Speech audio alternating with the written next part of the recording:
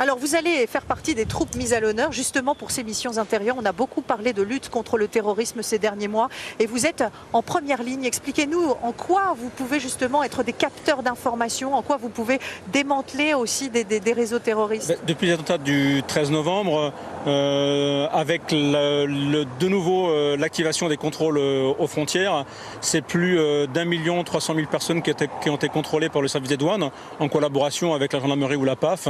Et ça nous permet de collecter des informations au plus près du terrain afin de pouvoir les synthétiser, les analyser et de produire un maximum de renseignements pour les services spécialisés. Alors quand on dit que vous êtes en première ligne, ça n'est pas qu'une formule, vous avez un collègue qui est mort justement. Oui, effectivement, quelques jours, une dizaine de jours après le 13 novembre, un de nos collègues, dans le cadre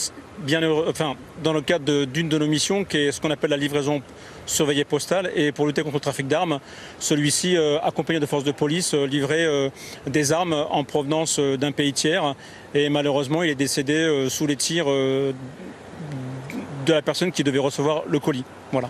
Donc il est décédé en service commandé, et au même titre que nos deux collègues qui sont décédés sur les terrasses des cafés.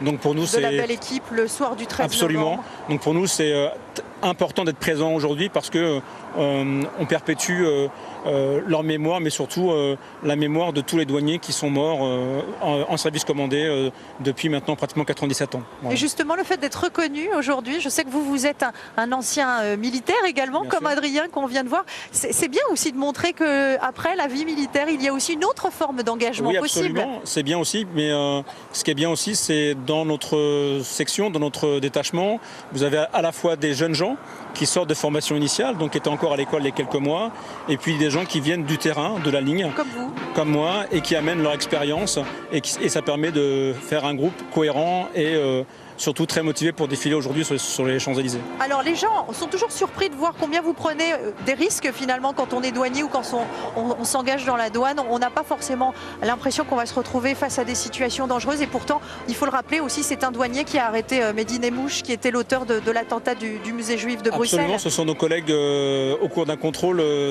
d'un bus à l'arrivée de Marseille qui ont interpellé et permis l'arrestation de Mehdi Nemmouche après les attentats en Belgique. Donc ça prouve bien la pertinence des contrôles douaniers, surtout l'efficacité du ciblage et du travail au quotidien, qu'on soit à la fois de la branche surveillance, mais aussi de la branche des opérations commerciales. C'est un tout. Nous sommes ici pour représenter les 17 000 douaniers qui, au quotidien, œuvrent pour la protection du territoire et la sécurité des citoyens français. Merci beaucoup à vous. Bon défilé. Et puis on retrouve tout de suite Gilles Boulot. Oui, les douaniers. Voilà. Très applaudi, première fois depuis 1919, c'est cela? Exactement, ils avaient perdu beaucoup de monde pendant la Première Guerre mondiale, ils avaient donc défilé il y a tout juste un siècle. 16 000 douaniers participent activement à Vigipirate, les opérations de contrôle contre les trafics. Ils ont repris les contrôles qu'on ne connaissait plus aux frontières françaises. Ils ont repris les contrôles à ces frontières. Ils en ont fait 1 300 000. Ils sont en première ligne pour la lutte contre le terrorisme.